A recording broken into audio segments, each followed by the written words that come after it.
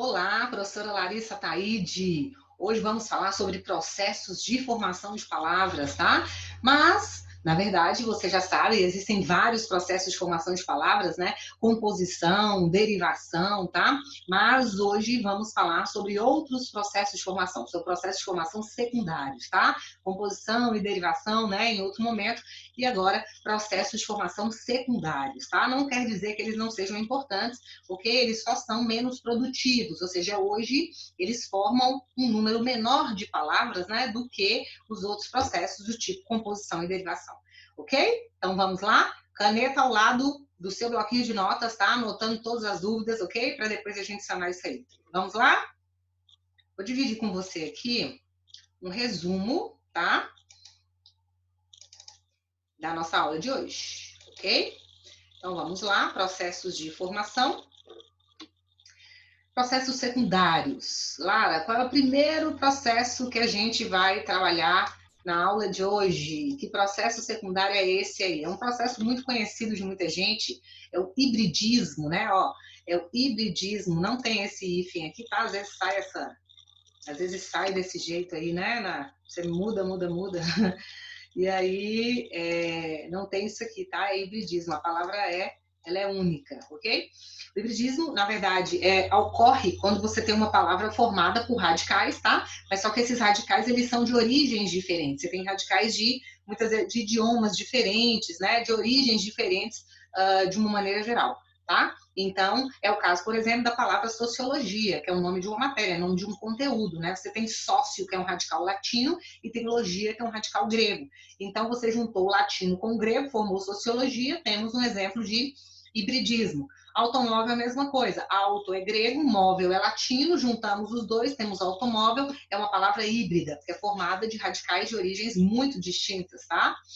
Burocracia é a mesma coisa. Buro é francês, né? E cracia é grego. Então, nós temos também um híbrido quando você tem palavras formadas por bases tão diferentes, né? De idiomas diferentes, de origens diferentes, ok? Lara, eu vou ter que decorar tudo isso? É assim? Na verdade, no hibridismo, o que eu sempre falo com os meus alunos? Resolvam muitos exercícios ligados ao hibridismo. Por quê? As questões de prova, elas tendem a cobrar as mesmas palavras. Então, sempre cai sociologia, automóvel, burocracia, televisão. Basicamente, essas são as palavras que caem como exemplo de hibridismo. Então, é resolver muita questão, realmente, para você conhecer as principais palavras formadas por hibridismo. Ok? Mas vamos lá, seguindo, nós temos aqui a onomatopeia. A onomatopeia é um processo de formação muito simples, tá? Que consiste na criação de vocábulos novos a partir da tentativa de se imitar vozes, de se imitar sons, de se imitar ruídos. Essa imitação de sons ou de ruídos da natureza, do nosso meio, né? Nós damos o nome de onomatopeia. É muito comum que a gente tenha esse tipo de imitação dentro dos textos de gibis, nas histórias em quadrinhos, né? Nas histórias em quadrinhos a gente tem muito uso da onomatopeia. Tá? É o caso de tic-tac, reco-reco, zum-zum. Ai, mas tá um zum-zum aqui na sala, o professor fala muito isso, né?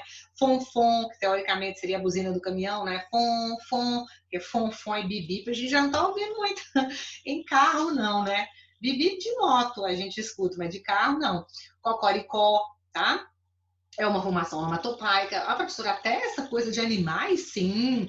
Bum, plot, slam, cabum, tudo isso que a gente vê em revistinha, tá? E que a gente vê em outros escritos também, mas que são uma tentativa de simular um som, um ruído, é um exemplo de onomatopeia. Ok? Eu quero só chamar a sua atenção porque os verbos que estão ligados, né, a esses sons, eles também são considerados onomatopeicos, na verdade. Por exemplo, latir é um verbo que ele é considerado onomatopeico, tá? O au-au é a onomatopeia, mas o latir é considerado o verbo onomatopeico, tá? E assim sucessivamente. O miau é a onomatopeia, mas miar também é considerado um verbo onomatopeico, ok?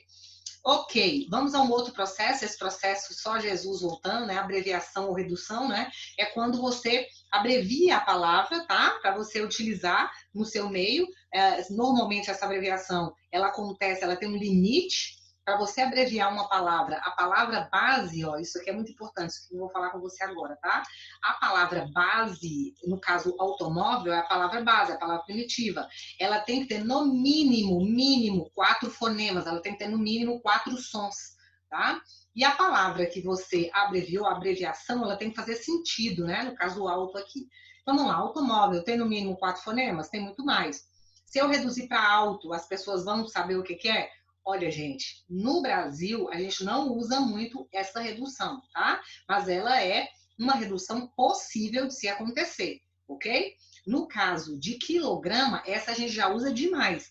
A palavra base tem no mínimo 4 fonemas? Tem. Se eu reduzo para quilo, tem algum problema? Não, de jeito nenhum. Então, essa redução está correta.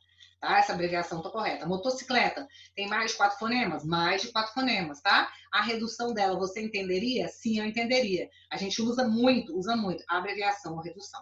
Por que eu falei só Jesus voltando? No caso de quilo, por exemplo, as pessoas acham, né, que a palavra quilo, ela é grafada dessa forma. Ó, isso aqui é um erro de português, tá? Isso aqui está erradíssimo.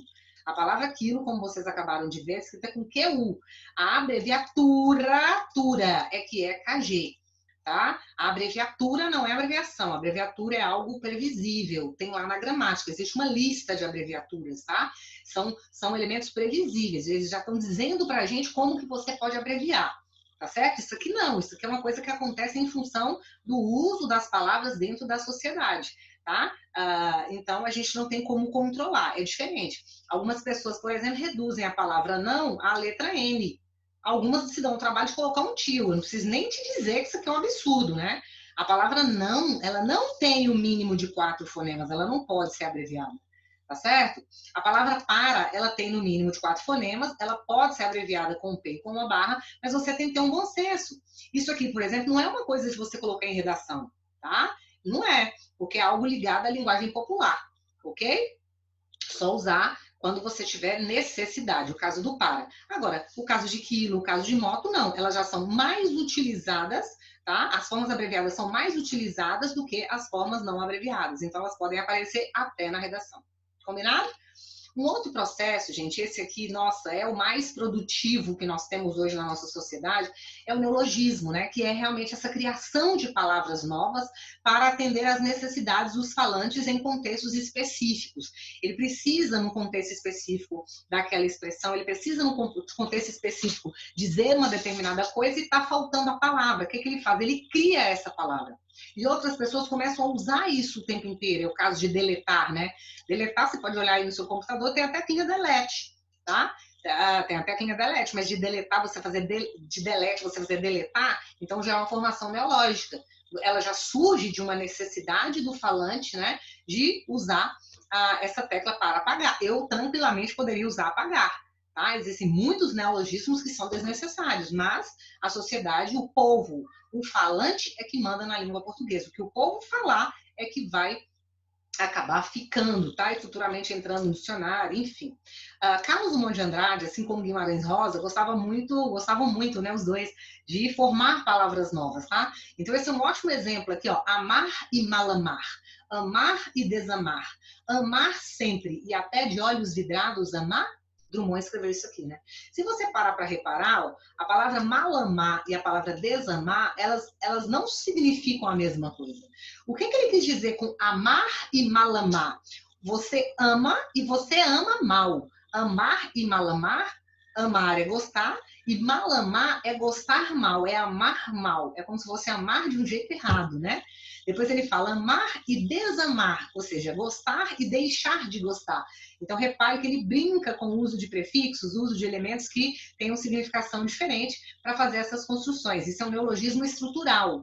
Tá? Neologismo estrutural, você usa prefixo, usa sufixo, usa outros elementos para mexer na estrutura da palavra e mexer com o sentido dela. Tá? Mas existe um neologismo que ele é neologismo semântico. O que é esse neologismo semântico? Você já tem uma palavra com significado, por exemplo, eu tenho aqui ó, a palavra legal. A palavra legal significa dentro da lei. Aquilo que é legal está dentro da lei. Essa sua atitude foi uma atitude legal? Sim, foi uma atitude legal, ou seja, foi uma atitude dentro da lei, tá? Só que a palavra legal ganhou uma conotação diferente. Hoje a gente fala que legal é uma coisa boa, uma coisa bacana. Isso é um neologismo semântico, porque você acrescenta um significado novo, tá?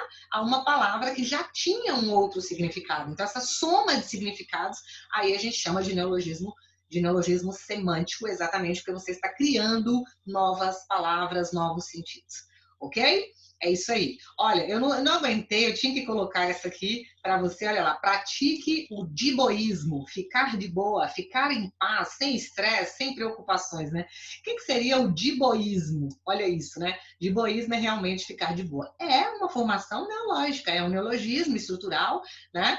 Você pegou elementos aqui, ó, que são elementos da língua, montou essa expressão de boa, juntou isso aqui, tá? Juntou o sufixo ismo e aí formou uma palavra nova. Conclusão, neologismo estrutural, tá? Até que não é ruim ficar de diboísmo, não, né? Legal. Olha, tem um outro processo de formação que é muito tranquilo, que é a siglonimização ou acrônimo. O que é isso? São as siglas, que são formadas a partir da combinação de letras iniciais dos vocábulos, né? Então, você pega ali, por exemplo, Instituto Brasileiro de Geografia e Estatística. É um negócio muito grande, você vai ter que citar várias vezes no seu texto. O que você faz? Você pega a primeira letra de cada palavra, olha só, pega a primeira letra de cada palavra, aqui ficou mais do que a primeira letra, dá licença, cadê minha borracha? Tá aqui, vem cá. Pronto, eu quero o meu marca-texto. Olha aqui, ó. Você pega a primeira letrinha de cada palavra e aí você tem IBGE, tá? Mesma coisa acontece com o Imposto Predial Territorial e Urbano, né? Que é o famoso IPTU, ó. A primeira letra, tá? De cada elemento, e aí você tem uma sigla. Ela existe exatamente para reduzir, né? Abreviar aquilo que você teria que escrever, por exemplo, numa redação, tá? Então, facilita muito a vida da gente as siglas. É uma sequência de letras iniciais que vão realmente formar uma estrutura, ok? Também é considerado um processo de formação de palavras. Mas eu quero chamar a sua atenção para essa questão de siglas, tá? Por quê? Porque essa questão de siglas envolve um outro conhecimento que é a ortografia da sigla. Se você tem siglas maiores de 3 letras, com mais de 3 letras, essas siglas têm que ser escritas com apenas a primeira inicial maiúscula. É o caso, por exemplo, de Copasa, né? No caso de Copasa, você escreve Copasa, ou C maiúsculo, e as outras letras, ó, elas teoricamente, elas têm que ser letras o quê? Minúsculas, tá? No caso de IBGE, você tem mais de 3 letras, mas você pronuncia cada uma delas. Então, ó, se você tiver mais de 3 letras, primeira maiúscula e o restante minúsculo. Agora, se você tem letra, se você tem uma sigla em que todas as letras são pronunciadas, independente da quantidade de letra, aí realmente você tem que deixar tudo maiúsculo, ok? Então, tudo maiúsculo se eu falo letra por letra. Por exemplo, PSDB, tá vendo? Ó, PT, né? PMDB. Se eu falo todas as letrinhas, tá? Eu tenho que deixar tudo maiúsculo, ok? Mas se não é essa questão, eu realmente falo só a primeira maiúscula, coloco, né? Escrevo só a primeira maiúscula e as demais minúsculas. Combinado? Muito tranquilo, muito tranquilo. Você vai arrebentar na resolução de exercício desse conteúdo, eu tenho certeza. Vamos então aos estrangeirismos, não vivemos sem eles, né? Estrangeirismos, eles na verdade são as introduções de vocábulos, né, de outros idiomas na língua portuguesa, tá? E, na verdade, nós temos nomes específicos para eles. Às vezes caem na prova como anglicismo, ou então como galicismo. O anglicismo acontece quando você tem uma palavra do inglês, e nós temos muitas no português, tá? E nós temos o galicismo quando a gente recebe palavras do francês. Também temos um número considerável na língua portuguesa, ok? Então, normalmente os estrangeirismos do Brasil se dividem em galicismos e anglicismos, mas nós temos outros tipos também, tá? Mas esses realmente são aqueles que a gente acaba vendo mais em prova, tá? Agora, o estrangeirismo, ele vai acabar participando aí de duas categorias diferentes. Aqueles estrangeirismos com aportuguesamento e aquele estrangeirismo que não passou por aportuguesamento. Aquele que passou pelo aportuguesamento é o caso de estresse. Se você for reparar, ó, a palavra inglês, no inglês, ela seria só isso aqui, ó. Do S ao outro S, tá vendo? Mas no português, ela já ganhou o E inicial, já ganhou esse E final, tá? Então, nós teríamos realmente um aportuguesamento da palavra. É um estrangeirismo aportuguesado, tá? Stand, mesma coisa, stand no inglês é até aqui, tá? O E para cá também foram criações do português, então já tá aportuguesado.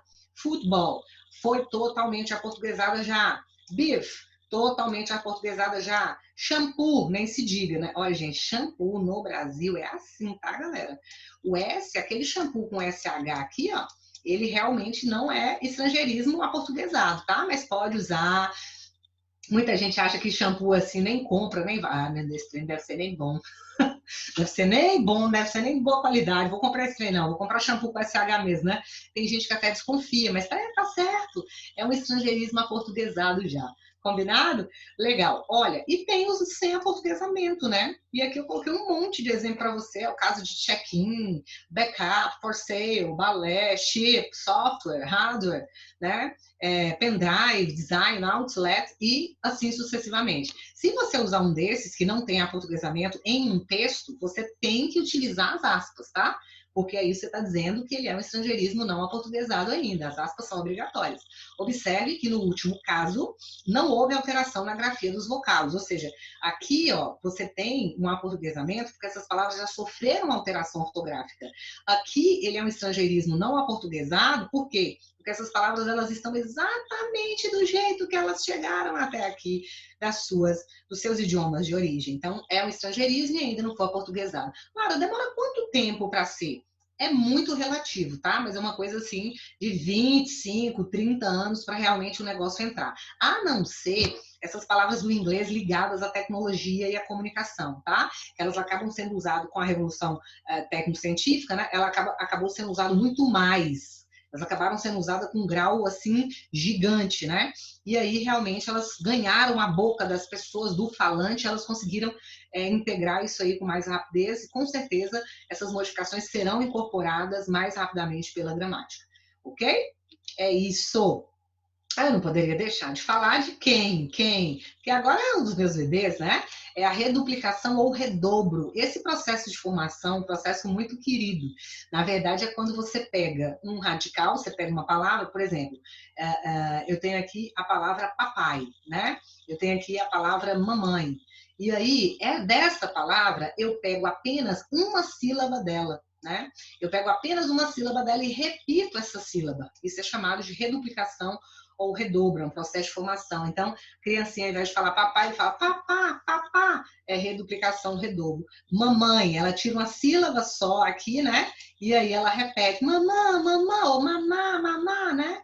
Que a gente escuta mais. E aí você acaba tendo reduplicação e redobro. Muito comum na linguagem infantil, mas muito comum também na linguagem, nos nomes parentescos, né? Filho único, por exemplo, é danado para a gente colocar redobro ou reduplicação. É Lulu, é Lalá, né? É neném, é titi, fefe, tá? A gente realmente costuma repetir quando é nome próprio, né? A primeira letra, tá? Titio, ó, titi, tá vendo? A repetição do titio, o ali não é, mas é isso, tá? Essa reduplicação, o redobro, ela também é muito utilizada, tá? Só uma lembrança aqui para você, um detalhe, é que às vezes a gente faz uma reduplicação, mas o objetivo é outro. Você faz a reduplicação, mas não é repetindo a mesma sílaba. Você faz repetindo a mesma sílaba inicial. Você vai repetir uma sílaba também, mas seu objetivo é intensificar alguma coisa. Então, fala assim, ó, eu volto, tá? Já, já eu tô aqui. Então, quando eu falo já, já, eu tô repetindo a mesma sílaba, tá vendo? Mas meu objetivo não é fazer carinho, não é dar nome a um parente, né, uma pessoa querida, não é. É realmente intensificar a rapidez com que eu vou voltar. Ela é bonita? Nossa, ela é linda, linda, linda. Esse linda, linda, eu nem repeti uma sílaba só. Então, isso aqui é redobro de intensidade, tá? Às vezes a gente faz isso para poder trazer uma intensificação de alguma coisa sobre a qual nós estamos falando. Ok? Muito tranquila também, tenho certeza de que você vai resolver os exercícios com tranquilidade, os exercícios desse conteúdo, releia o que você aprendeu, resolva os exercícios, tá? Isso é uma das coisas mais importantes, ok? Se você ficou com alguma dúvida, anote essa dúvida, como eu já falei para você, tá? Que na primeira oportunidade nós vamos saná-las então, ok? Um abraço para você e até a próxima aula.